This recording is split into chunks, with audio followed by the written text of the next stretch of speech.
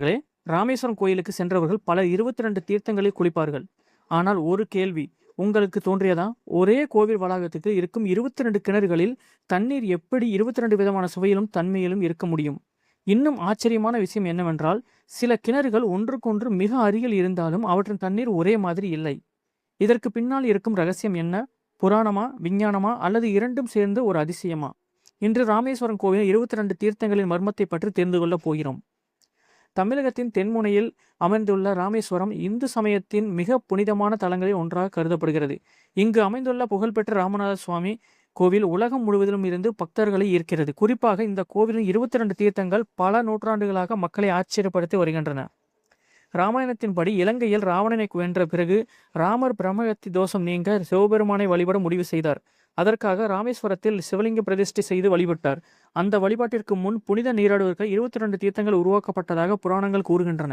ஒவ்வொரு தீர்த்தமும் ஒரு தெய்வம், ஒரு முனிவர் அல்லது ஒரு புனித நதியுடன் தொடர்புடையதாக நம்பப்படுகிறது. ஆனால் மக்களை வியக்க வைப்பது புராண கதைகள் மட்டுமல்ல, இந்த 22 தீர்த்தங்களின் நீர்தான் உண்மையான அதிசயம்.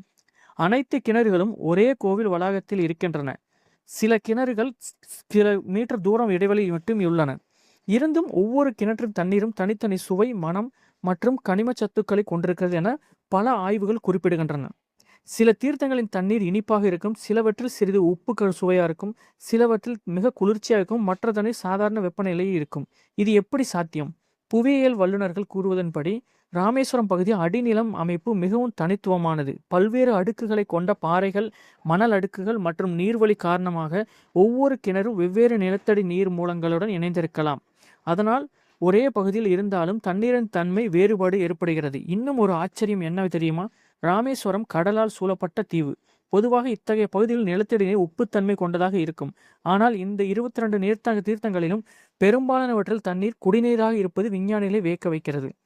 பக்தர்கள் நம்பிக்கையின்படி இந்த 22 தீர்த்தங்கள் குளிப்பது உடல் மற்றும் மன தூய்மையை அளிக்கிறது. ஒவ்வொரு தீர்த்தமும் ஒரு குறிப்பிட்ட பலனை வழங்கும் அன்று நம்பப்படுகிறது. அதனால் ஆயிரக்கணக்கான பக்தர்கள் தினமும் இந்த தீர்த்தங்களில் நீராடுகின்றனர்.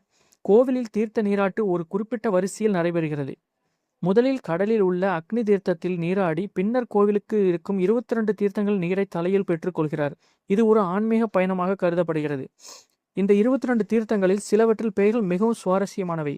மகாலட்சுமி தீர்த்தம், காயத்ரி தீர்த்தம், சாவித்திரி தீர்த்தம், சரஸ்வதி தீர்த்தம், கந்தமாதன தீர்த்தம், கவாட்ச தீர்த்தம், நல தீர்த்தம், நில தீர்த்தம் போன்ற பல புனித பெயர்களை கொண்டுள்ளன. ஒவ்வொன்றிற்கும் தனித்தனி புராண வரலாறுகள் உள்ளன. இன்று நவீன அறிவியல் வளர்ந்திருந்தாலும் இந்த 22 தீர்த்தங்களின் அனைத்து மர்மங்களும் முழுமையான விளக்கம் இன்னும் கிடைக்கவில்லை. சில கேள்விகளுக்கு விஞ்ஞானம் பதில் சொல்கிறது, சில கேள்விகளுக்கு பக்தி பதில் சொல்கிறது.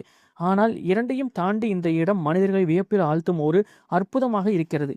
அதனால்தான் ராமேஸ்வரம் ஒரு சாதாரண கோவில் அல்ல, அது வரலாறு, புராணம், ஆன்மீகம் மற்றும் விஞ்ஞானம் சந்திக்கும் ஒரு அற்புதமான இடம். ஒரே கோவில் வளாகத்தில் 22 விதமான நீரின் அதிசயம் இன்றும் உலகில் முழுவதிலிருந்து ஆராய்ச்சியாளர்களை, பக்தர்களையும் ஈர்த்து கொண்டே இருக்கிறது. இந்த மர்மத்தை பற்றி நீங்கள் என்ன நினைக்கிறீர்கள்? இது முழுக்க முழுக்க விஞ்ஞானமா அல்லது தெய்வீக அதிசயமா? உங்கள் கருத்தை கீழே கமெண்டில் பதிவு செய்யுங்கள். இப்படிப்பட்ட தமிழ் வரலாறு, மர்மங்கள் மற்றும் வியக்க வைக்கும் உண்மைகளை தொடர்ந்து அறிய எங்கள் சேனலை சப்ஸ்கிரைப் செய்து பெல் ஐக்கானை அழுத்தவும் மறக்காதீர்கள். அடுத்த வீடியோவில் இன்னொரு அசத்தலான மர்மத்துடன் சந்திப்போம். நன்றி, வணக்கம்.